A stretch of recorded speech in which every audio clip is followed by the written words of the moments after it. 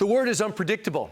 The one thing about this election and almost every election that we have is that no matter what we think is going to be the number one issue, what we think is going to happen, we can never predict what's going to happen because ultimately we have no idea what will be the driving force for voters by the time they hit the polls. Remember in 2008, when we thought it was going to be all about the Iraq War and the surge that worked, much to the dismay of John McCain and President Obama's delight, it ended up being about the epic collapse of the economy. Obama stepped up, McCain didn't.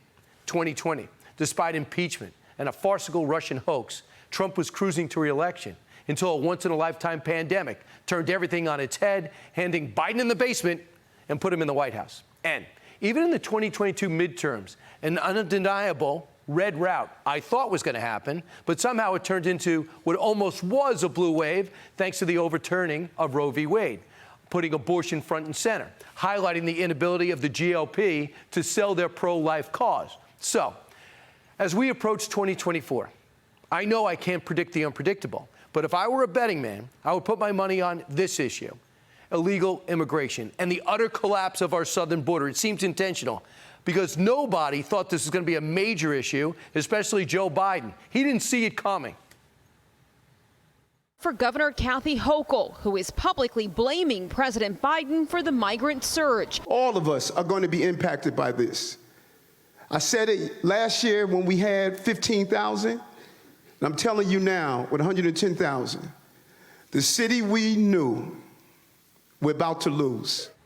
Yep, those are Democrats turning on the Democratic president and his administration for how poorly they've handled all this. The influx of around 6 million illegal immigrants and over 100,000 in our high-profile cities like New York. And it's killing social services, quality of life, flooding our streets, even overrunning our classrooms. In New York City, for example, over 20,000 children seeking asylum took over children's classrooms. Some of the kids that belong in the class couldn't get into class over in Long Island City. The classes were already jam-packed. The teachers already overtaxed and underpaid. Chicago, mayhem. Migrants assaulting police officers, all while one of the nation's most popular airports, O'Hare, has been run over by illegals complaining, believe it or not, complaining about poor food, health care, and bedding.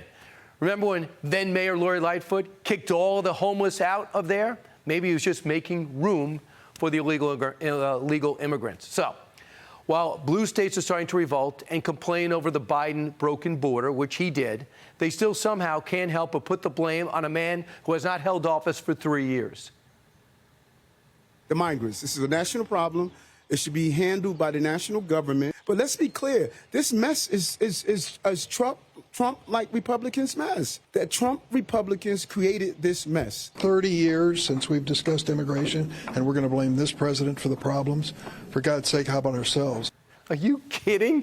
What is worse? That no matter how bad things get, it seems they still have not learned their lesson, trying to reverse any of all policies that will actually help. I'll give an example, Dick Durbin, like selling off parts of the border wall. Biden refuses to finish that wall and attempting to remove floating barriers put in by the governor of Texas in the Rio Grande. That was keeping illegals from crossing, maybe even saving their lives.